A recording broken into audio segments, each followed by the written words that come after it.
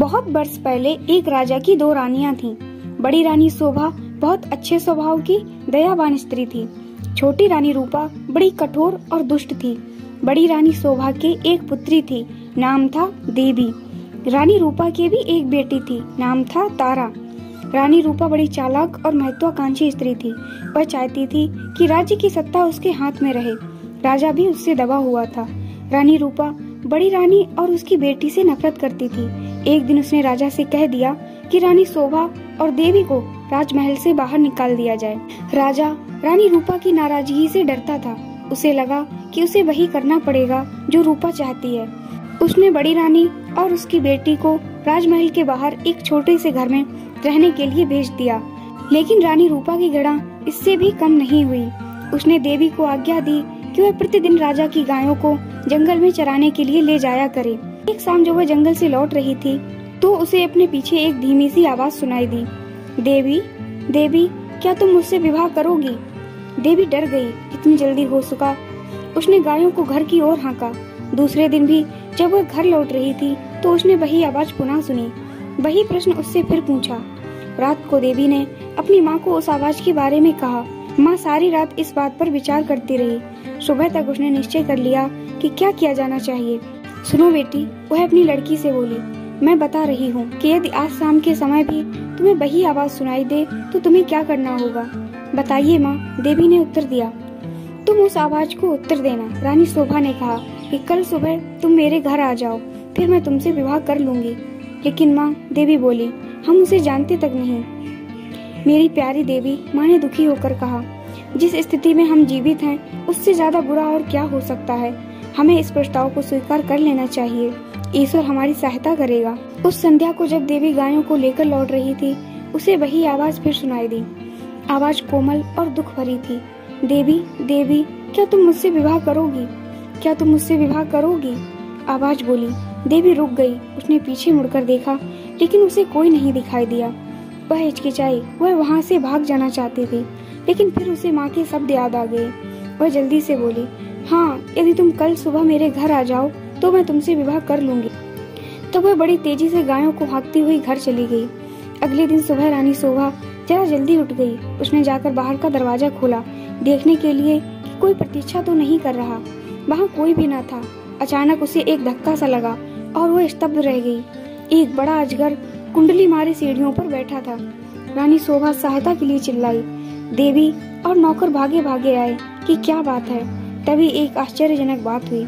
अजगर बोला, नमस्कार। उसका स्वर बहुत विनम्र था।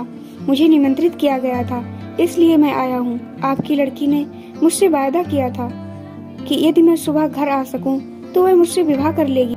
मैं इसलिए आया हूँ। रानी शोभा की समझ में नहीं आ रहा था कि वह करे तो क्या करे। उसे तो यही आशा थी कि किसी दिन कोई सुंदर नौजवान उसकी लड़की से विवाह करने आएगा। उसने यह कभी नहीं सोचा था कि वह अजगर होगा। एक नौकर भागकर रानी रूपा के पास गया और उसे उसने सारी घटना बता दी। रानी यह सुनकर प्रसन्न हुई। वह उसी समय अपने नौकरों के साथ रानी शोभा के घर गई। यदि राजकुमारी देवी ने किसी के साथ विवाह का वायदा किया है, वह बोली, तो उसे अपना वायदा अवश्य निभाना चाहिए। रानी होने के कारण यह देखना मेरा कर्तव्य है कि वह अपना वायदा पूरा करे। उसी दिन विवाह हो गया। रानी शोभा और देवी के लिए यह कोई प्रसन्नता का समय नहीं था, लेकिन इतने दुर्भाग्य सहने के बाद वे किसी भी प्रकार की विपत्ति का सामना करने को तैयार थी। विवाह के पश्चात अजगर अपनी पत्नी के साथ उसके कमरे में गया। सारी रात रानी शोभा ने प्रार्थना करते हुए बिताई कि उसकी बच्ची ठीक ठाक रहे। दूसरे दिन बड़े सवेरे उसने देवी के कमरे का दरवाजा खटखटाया। एक सुंदर नवयुवक ने दरवाजा खोला। देवी उसके पीछे खड़ी थी। मैं आपको कह नहीं सकता कि मेरी जान बचाने के लिए मैं आपका और देवी का कितना आभारी हूँ। वह नवयुवक बोला, मैं एक सांप के कारण अजगर बन गया था। एक वन देवता मुझसे क्रुद्ध थे और उन्होंने मुझे अजगर बना दिया। बाद में उन्हें अपनी करनी पर दुख हुआ। तब उन्होंने कहा कि यदि कोई राजकुमारी मुझसे विवाह कर लेगी तो मैं फिर से मनुष्य बन जाऊंगा। और अब देवी ने मुझसे विवाह कर लिया है। मेरा शाप उतर गया है। अब मैं फिर कभी अजगर नहीं बनूंगा।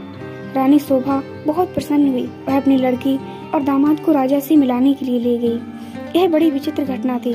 चारों ओर से लोग इस विचित्र नवयुवक को देखने राजमहल में आने लगे। सभी उत्सुक थे सिवाय रानी रूपा के। रानी रूपा बहुत गुस्से में थी। उसने झल्लाते और खींचते हुए अपने आप को कमरे में बंद कर लिया। देवी का भाग्य उससे देखा नहीं जा रहा था। वह चाहती थी कि उसकी बेटी तारा भी ऐसी भाग्यशाली बने। आखिरकार उसे एक युक्ति सूझी। उसने अपनी लड़की को बुलाया।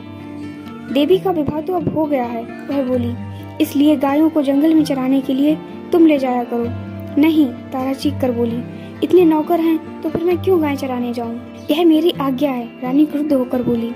एक बात और भी सुनो, यदि जंगल में कोई तुमसे विवाह का प्रस्ताव करे तो तत्काल कह देना कि तुम विवाह के लिए राजी हो, यदि वो अगले दिन सुबह हमारे घर आ जाए। तारा माँ की इस योजना से भयभीत हो गई। वह गायों को जंगल में नहीं ले जाना चाहती थी। वह खूब रोई, लेकिन रानी फिर भी नहीं पिघली। तारा को उसकी आज्ञा माननी पड़ी। तारा रोज सुबह गायों को जंगल में चराने के लिए ले जाती और फिर शाम के समय वापस ले आती, लेकिन उसने एक बार भी जंगल में किसी तरह की आवाज नहीं सुनी जो यह कह रही हो, क्या तुम मुझसे विवाह करोगी? फिर भी रानी निराश नहीं हुई। जंगल में कोई अजगर तो था नहीं जो तारा से विवाह का प्रस्ताव करता, इसलिए उसने खुद अजगर ढूंढने का निश्चय किया। उसने अपने नौकरों को एक अजगर लाने की आज्ञा दी। बहुत खोज करने पर काफी दिनों पश्चात उन्हें एक बहुत बड़ा अजगर मिला। उसे पकड़कर वे राजमहल ले आए। आखिरकार रानी का अभिप्राय पूरा हो गया और उसने तारा का विवाह इस अजगर से कर दिया। अब रानी को संतोष हुआ। विवाह की रात तारा तथा अजगर को एक कमरे में बंद कर दिया गया। रानी अधीरता से सुबह की प्रतीक्षा कर रही थी। रानी रूपा ने सवेरे सवेरे ही लड़की के कमरे का दरवाजा खटखटाया, लेकिन कोई उत्तर न मिला। उसने जरा और जोर से दरवाजा खटखटाया, लेकिन दरवाजा तब भी न खुला। रानी से और प्रतीक्षा न की गई और उसने धक्का देकर दरवाजा खोल दिया। मोटा अजगर जमीन पर पड़ा हुआ था, लेकिन तारा का कहीं पता नहीं था। रानी चीख पड़ी। महल में सभी ने उसका चीखना सुना। राजा और नौकर भागे आए कि क्या बात है, राजकुमारी कहाँ है? सब चिल्लाए। वह तो अजगर के पेट में होगी, रसोइया बोला। देखो वह कितना मोटा हो गया है।